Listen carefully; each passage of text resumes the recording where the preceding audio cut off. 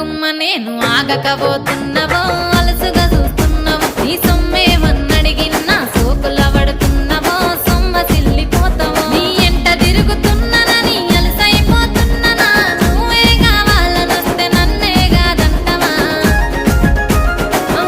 పిల్లగా పిల్లగా యహో పిల్లగా ఎంకటేషు చూడకపోతుంటవో కానకపోతుంటవో నా పిల్లగా ఎంకటేషు చూడకపోతుంటవో కానకపోతుంటవో